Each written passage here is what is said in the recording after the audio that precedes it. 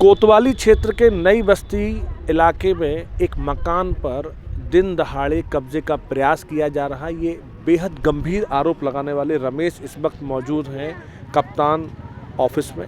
इनका आरोप ये है कि इनके पड़ोस में रहने वाले राजेंद्र रायकुमार और उनके साथी, उनके भाई लोग इनके मकान पर कब्जा करना चाहते हैं, जबकि इनके मकान की चौहद्दी और उनके मकान की चौहद्दी अलग अलग है।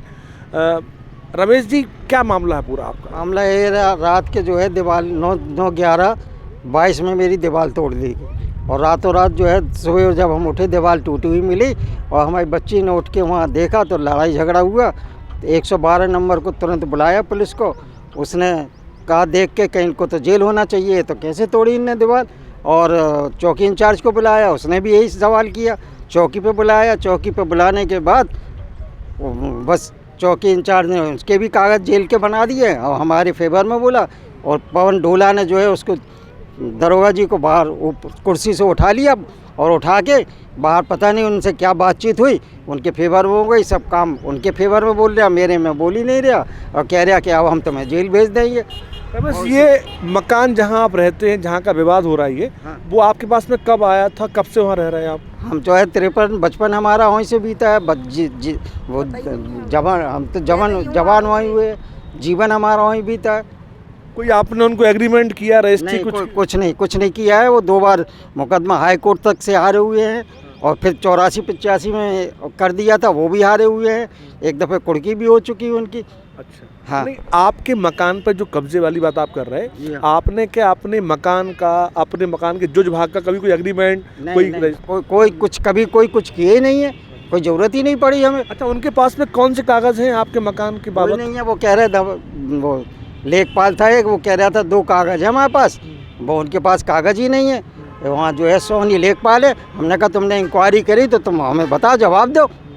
नगर पालिका में उन्होंने एप्लीकेशन दी थी, उस कोई जवाब नहीं दिया आज तक। नगर पालिका ने नहीं दिया, ना कुछ नहीं है। माता जी, नाम क्या है आपका? मेरा नाम पुष्पा देवी है। पुष्पा, आपके देवर रमेश परेशान हो रहे, पूरी जीवन भर इन्होंने सेवा की रेलवे की और अब ये संकट से आ गया। आप लोग क्या मदद कर रहे हैं इनकी? हम तो यही मदद करेंगे कि सच्चाई पे लड़ेंगे। मुझे 55 साल हो गई हैं, मैं उसी घर में ब्याह के आई थी और हम लोगों को पता नहीं है कि हम लोग वहीं पैदा हुए। जे हमारे पति और हमारे देवर, हमारी तो बिल्कुल पुरानी ज़मीन है। अब बोल रही जे नहीं, वो कहती क्या है पड़ोस वाली? वो जे कहती मेरी ज़मीन है, मेरी ज़मीन है। अभी 6 महीने से? हाँ, मेरी ज़मीन है। तो इसी वो पुलिस आई तो कह रही हमने इसीलिए तोड़ी, जी मेरी ज़मीन है, मेरा हक है इस पे। अच्छा, अब आप चाह क्या रही? मेरी ज़मीन है, मुझे मिलना चाहिए। मेरे पास पूरे कागजात हैं। हाँ, हाउस टैक्स की रसीद है, नक्शा भी है? हाँ, नक्शा भी है, सब है मेरे पास। रजिस्ट्री भी है? हाँ, रजिस्ट्री भी है।